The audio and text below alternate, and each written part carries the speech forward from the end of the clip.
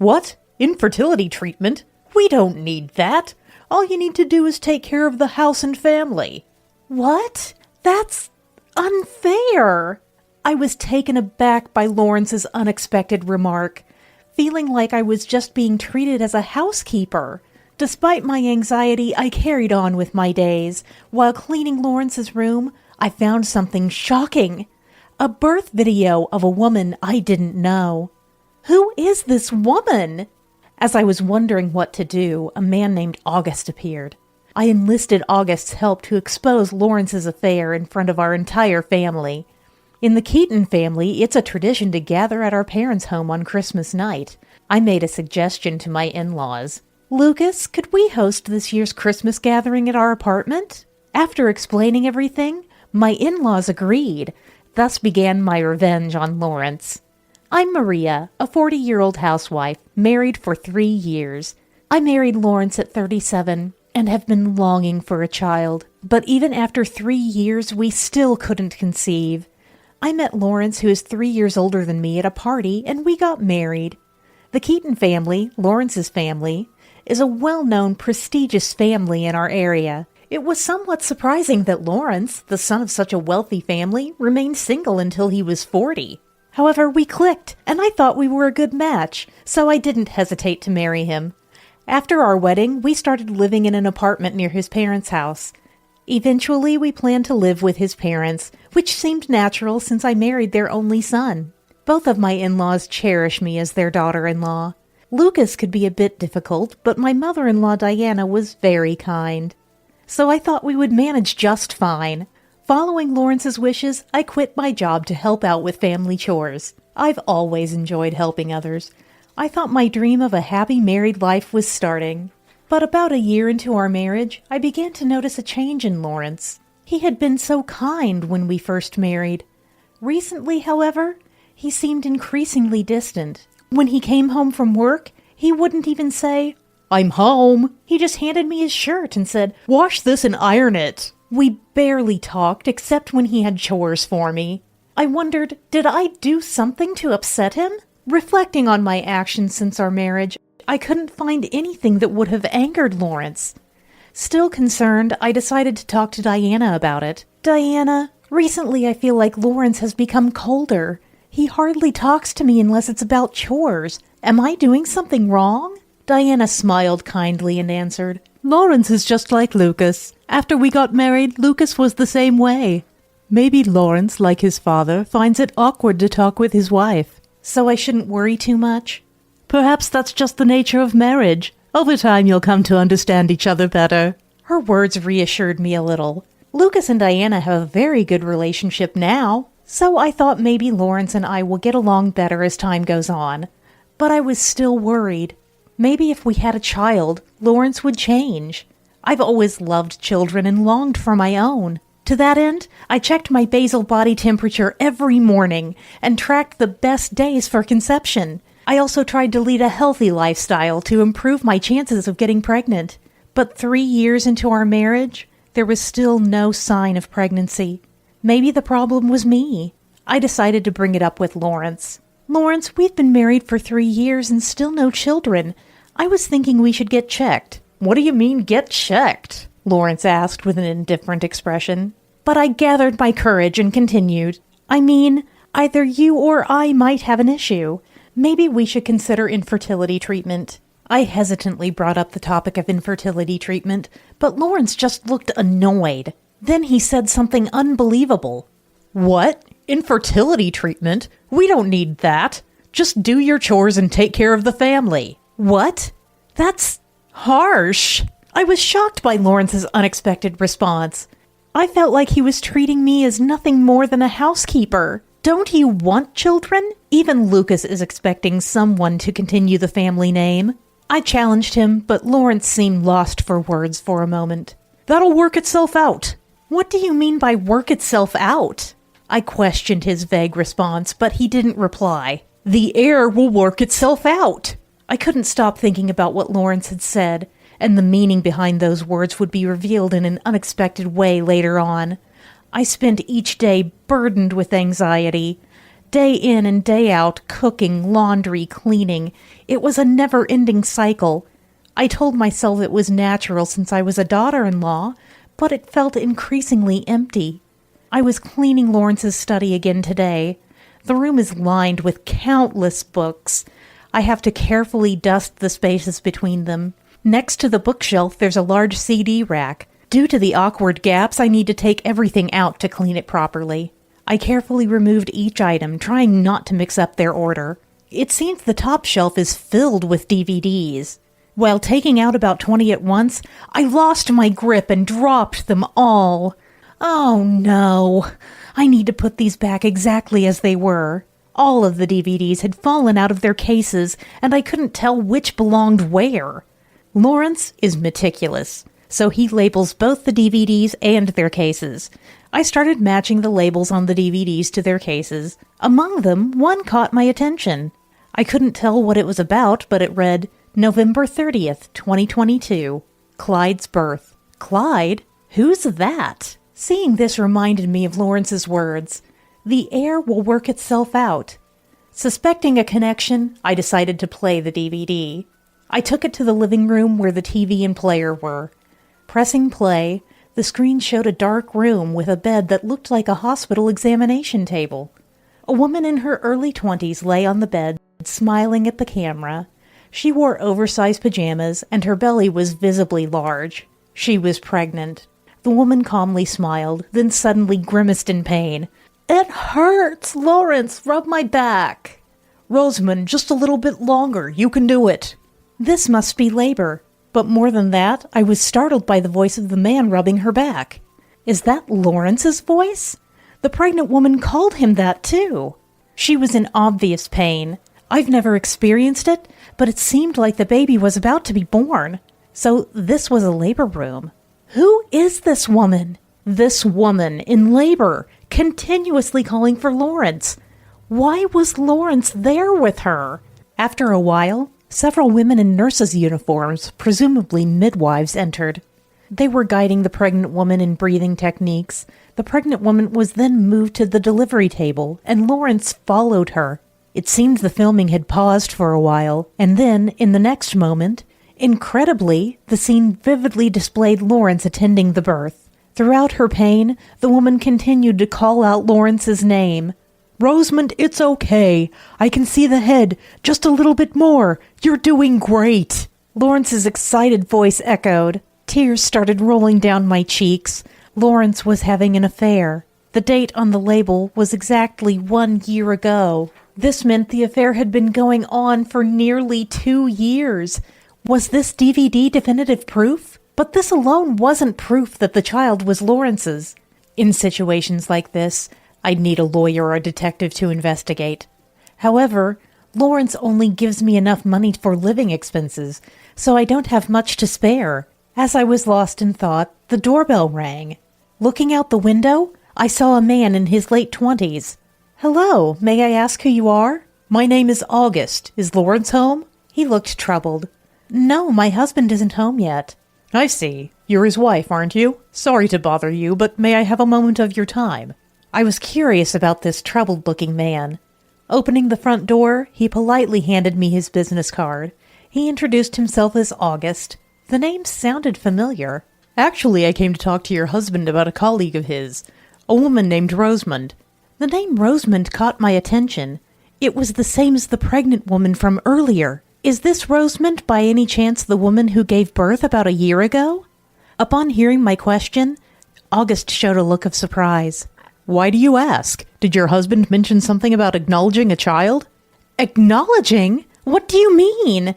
As I pressed for more answers in surprise, August covered his mouth with both hands, shocked.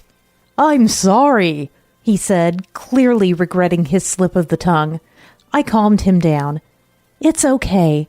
I have an idea about what's going on, so please, won't you tell me everything?" I invited him inside to talk more comfortably. I served him coffee, but August didn't touch it, his expression grave. Then he murmured, "Rosamond is my ex-girlfriend." "What? So you broke up because she had an affair with my husband?" "No, it's not that, but—" I was confused by August's response. Normally, if a girlfriend cheats with her boss, the boyfriend would be angry and break up, or confront the man she cheated with. But August didn't seem to fit that pattern. But isn't the child in Rosamond's womb Lawrence's? How could that not be the reason for your breakup? It's not like that! The child is actually mine! August's sudden loud declaration startled me. More importantly, what did he mean the child wasn't Lawrence's? You mentioned Lawrence acknowledged the child, right? Does he know it's not his? I don't know about that, but Rosamond insists it's Lawrence's child. Do you have proof it's your child? Yes, I do, August asserted confidently. He had seen the baby, Clyde, and claimed the boy looked exactly like his own baby photos. That's why he tried to reconcile with Rosamond. However, Rosamond refused, not wanting a family with financially unstable August. No, it wasn't just that. Rosamond insisted that Clyde was not August's child, but definitely Lawrence's. That meant she had been involved with both men for a while. She got Lawrence to acknowledge the child, and he was even covering both child support and Rosamond's living expenses. Whenever I asked Lawrence about his salary, he would snap back, "Why do you need to know?" I see. He didn't want his salary known for that reason. I was filled with a sense of frustration and helplessness. August couldn't give up on the child and hired a detective. It turned out Clyde was indeed his son. Mrs. Keaton, even if the child isn't your husband's, he was still having an affair, and we can't overlook him giving money to Rosamond. Of course not. We decided to collaborate and resolve this matter. Now it's December. In the Keaton family, it's traditional to gather at the family home on Christmas night. I made a proposal to my in-laws. Lucas, can we host this year's Christmas gathering at our house? Why? You know our family is quite large, Lucas asked. It's a lot of work preparing the meal and all. To get their cooperation, I knew I had to tell them the truth. I first shared with my in-laws the story I heard from August to prevent them from being too shocked. Then I decided to show them the DVD. Lucas, with his eyes wide open, watched and was at a loss for words. What is this? Diana was also greatly shocked to see Lawrence attending the birth of an unknown woman. I explained to my in-laws the plan I had devised with August and asked for their cooperation. All right. Not sure how it'll go, but let's help, Lucas agreed. Yes, we need to confront Lawrence about this, Diana added. Their support was reassuring. All that was left was to wait for Christmas. And now, a month later, on Christmas night, the Keaton family relatives gathered at our house. We set up a long table in the living room and arranged the food. The relatives looked puzzled. Why are we gathering here? Before we started eating, Lucas stood up to address everyone. Thank you for coming to the Keaton family's traditional gathering. It's a bit cramped, but there's something we need everyone to see. So we're here at the young couple's house. We don't have the equipment to play a DVD at our place. After Lucas spoke, I also stood up. Before we eat, please watch this video. I turned on the TV and prepared to play the DVD. What is it? Some fun video to show us? Lawrence asked with a smile, looking at me, unaware of the fate that awaited him. As I pressed the play button, Lawrence's face froze in that instant. The screen showed Rosamond's face as she lay in the labor room.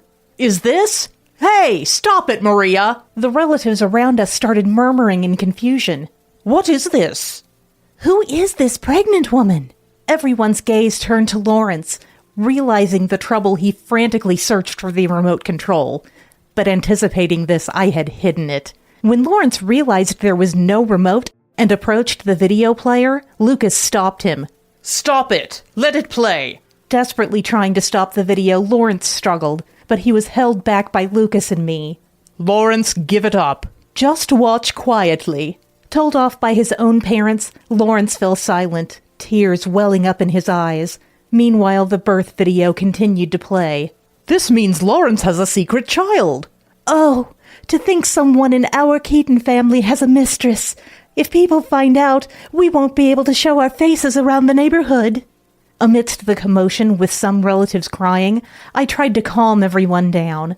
Please, everyone calm down. The baby born is not Lawrence's child. What? But Lawrence was clearly present at the birth. and the woman in labor kept calling out his name.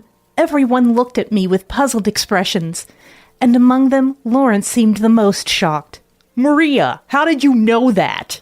Oh, so you knew after all that the child isn't yours, I confronted him, and Lawrence clammed up, looking uncomfortable. If you knew it wasn't your child, why acknowledge it? And why have you been paying child support every month? Well, that's because... Lawrence, sweating, struggled to find the words. Acknowledgement? Child support? And yet you say the child isn't Lawrence's. Explain yourself. That's right. We can't accept this as it is. Everyone was demanding answers from Lawrence, but Lawrence couldn't bring himself to tell the truth. Unable to hold back any longer, Diana fell to her knees in front of everyone, crying. I'm so sorry, everyone. It's my fault for not raising him properly.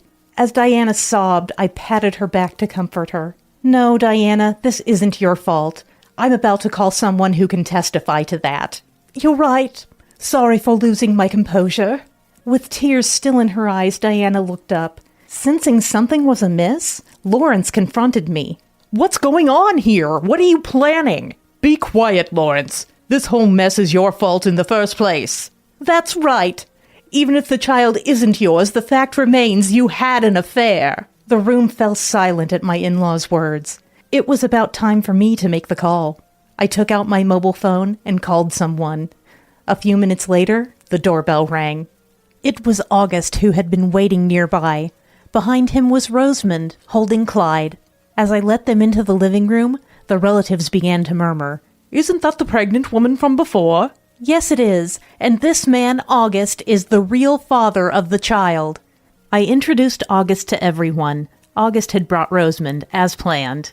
Our arrangement was this. August would go to Rosamond, tell her the family had found out about Lawrence's secret child, and lie that Lawrence was no longer able to pay child support and was passing custody to August. Rosamond, likely believing the ruse, must have panicked, so August played along. It's hard for me to suddenly become a father, too. He then invited her to the Keaton family home to discuss child support. Normally, a mistress wouldn't visit the family home, but Rosamond seemed desperate for money. She must have thought Lawrence would help her out. Knowing how Rosamond would likely react, August followed our plan. As expected, Rosamond exclaimed upon seeing Lawrence. What do you mean you're not paying child support anymore?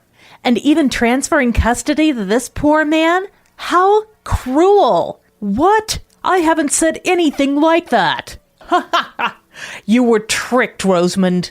What do you mean? Was it a lie? Yes, and the story about Lawrence not paying child support and transferring custody to me was a lie. I had to say it to get you here. That's terrible! You deceived me. But the fact that his wife found out is true. So you needed to be here to atone for your affair and deceitfully taking child support. Rosamond's face turned increasingly pale at my words. It's not a lie. Clyde is definitely Lawrence's child. That's right. Clyde is my son, and I will make him the heir of this family. Lawrence defended Rosamond. However, the relatives wouldn't stay silent. What? You intended to make someone who isn't your biological child the heir? Lucas yelled, and the others joined in with their complaints. Amid this, Lawrence boldly declared, Maria can't have children. I'll divorce this useless wife and remarry Rosamond, who bore me a child, to continue the family name, even if it's not my biological child. The room fell silent. Then Diana clung to Lawrence. How can you abandon Maria, who has served you dutifully as our daughter-in-law? That's too much, Lawrence. It's necessary. Dad always wanted someone to continue the family name. No, I won't accept this. Don't you realize how much Maria wanted children? I knew she consulted you about it, and you treated her like just a housekeeper. Lucas. Touched by Lucas defending me, I felt tears welling up. Why would Dad know all this? Maria, did you tell him? Fool, we live nearby. Your voice carries to everyone. Just so you know, we won't accept someone to continue the family name under these circumstances. August, overhearing, confronted Lawrence. You keep talking about continuing the family name, but there's proof that Clyde isn't your child. Proof? I had a detective look into it. Remember when you were at the bar having a good time talking to the woman sitting next to you? You were sweating a lot then, and she wiped your face with her handkerchief. Actually, that woman was a detective. When I visited Rosamond's place, I secretly borrowed Clyde's pacifier and had a paternity test done with it. What? Now you understand. You and Clyde are not related. By the way, I am his biological father. And you knew Clyde was AB blood type when you attended the birth. What's his blood type, Mrs. Keaton?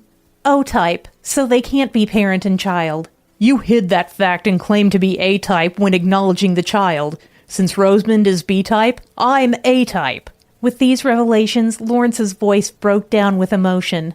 I had tests done. They showed a very low chance of me fathering a child. I was shocked at this unexpected truth. Why didn't you tell me sooner? We could have sought treatment. I was embarrassed, worried about what the neighbors would think, so I acknowledged Clyde. That's no longer possible. Quietly transfer custody to August, Clyde's real father. No, stop this! Rosamond suddenly cried out, having been silent until then. I wanted to bear Lawrence's child and join the Keaton family, but not with this poor man. What? Who are you calling poor? That's right. August isn't poor at all. August and I said this, looking mockingly at Rosamond. What are you talking about? August works for a low salary at a small factory. Are you just pretending? Rosamond's loud voice made Clyde, whom she was holding, start crying. August quickly went over, took Clyde in his arms, and comforted him. Poor thing. Don't cry because of your mother. There, good boy. As August comforted Clyde, the boy stopped crying and smiled. Clyde knows who his dad is, even though they haven't lived together. And Rosamond, August isn't just pretending.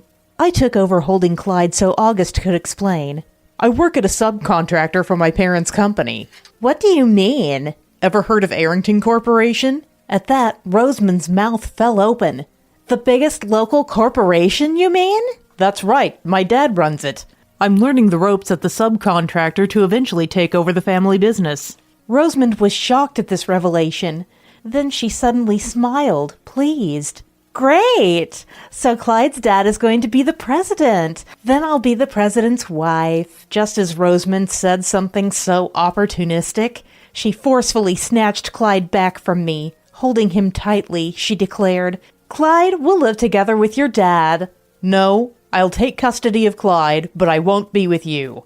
I'll raise him with my parents at home. That seemed only natural to me, but Rosamond desperately resisted, turning pale. Why? There's a mother right here. Why this decision? Of course. You lied and chased after men with money. How can I trust you? Then I won't lie anymore. Please let me stay with Clyde. He needs me. Rosamond appealed to August with pleading eyes, but his resolve didn't waver. Clyde even looked away from her. Rosamond no longer had the right to be a mother. Rosamond, you should be the first to apologize. Having an affair with a superior, and now you're here in front of his wife and relatives? Rosamond was flustered in front of everyone. I seized the moment to say, regardless of who the child is, since you had an affair with Lawrence, you'll have to pay compensation in the divorce settlement. What? No way! Stubborn woman, you need to take responsibility. The relatives echoed with disapproval. And of course, I'll also seek compensation from Lawrence for the divorce. Understood? I glared at Lawrence, speaking firmly. Then my in-laws also addressed Lawrence. Not just that. Bringing such disgrace to the Keaton family, we can't apologize enough to the public. So Lawrence, you must leave our home. That's right. A disgrace to the Keaton family. Exactly. Leave right now. Faced with these demands from everyone, Lawrence shrank away. Lawrence, looking desperately at me, said, Maria, I was wrong. I'll pay the compensation due from the divorce. Please help me. I was speechless at this pitiful sight, but Lawrence, undeterred, continued. If I'm thrown out, you'll struggle too, right? So ask Dad not to kick me out. If you ask, he'll listen. No, that won't be necessary. I'm also leaving you and this place, I said firmly, feeling relieved. But Lawrence seemed unable to comprehend this situation, his expression dazed. What are you talking about? How will you live as a housewife alone? You can't manage by yourself. No, that's fine. August, interrupting, surprised Lawrence further. Didn't you know, sir? Until just before her marriage, your wife was the executive secretary at our company. My dad still laments losing her. She was the best secretary we ever had. So after the divorce, she'll work for us again. Indeed, I was the executive secretary at Arrington Corporation before my marriage. Lawrence, who never showed interest in my job, wouldn't have known. August and I hadn't met while I was there, so we didn't recognize each other initially. That's why, when I first met August, his name sounded familiar. That's why, Lawrence. Please, let's get divorced. Though it's a pity to let go of such a good daughter-in-law like Maria, I'm familiar with the president of Arrington Corporation. We'll still keep in touch. Yes, I too want to remain close with Maria. Lucas, Diana, thank you. I always want to continue our relationship. Tears in my eyes, I clasped hands with my in-laws. August took Clyde and left for home. Rosamond stayed behind for divorce compensation negotiations. The same for Lawrence. We couldn't just leave him without discussing compensation of asset division, which lasted until morning. We split the assets accumulated since our marriage, and I received additional compensation from Lawrence. Lawrence was then disowned by the Keaton family. Lawrence had never lived outside his family's property before. He even struggled with the arrangements for moving out. Moreover, the president of the company where Lawrence worked had connections with Lucas. As a result, the rumor that Lawrence had an affair with his subordinate Rosamond spread quickly. Naturally, his colleagues' treatment of him worsened. Rosamond resigned early and returned to her parents' house. However, her father, also acquainted with Lucas, was furious about her affair with her superior and recognition of a child by another man, and quickly kicked her out. Rosamond, having spent her divorce compensation, is now working at a bar. I heard this from Lucas, with whom I still keep in touch, and was again surprised by the extent of his network. Lawrence, troubled by his deteriorating relationships, eventually resigned. Where he went to seek work is unknown. Now I've been re-employed at Arrington Corporation, working as an executive secretary. August still works at the subcontractor's factory. He prefers to stay there for now. It allows him to rush to Clyde, who's not yet in kindergarten, if needed. Indeed, he's a great dad. While I once longed for children, my fulfilling job now makes me think marriage isn't necessary. However, about a year later, with Clyde enrolled in a childcare center, August moved to the parent company. Initially, he started as a trainee. One day, incredibly, August proposed to me. It was so unexpected that I was truly surprised. Really? There's over a 12-year age gap between us. Are you sure about this? When I asked this, August answered with a smile. I decided this ever since you divorced. Clyde is fond of you, and most importantly, Dad says, it has to be Maria. I know I'm just a greenhorn, but will you marry me? Although I hesitated, I was drawn to August's earnestness. And so we got married. Now it's August, Clyde, and the new life growing inside me. A child with August. Together, we plan to build a happy family.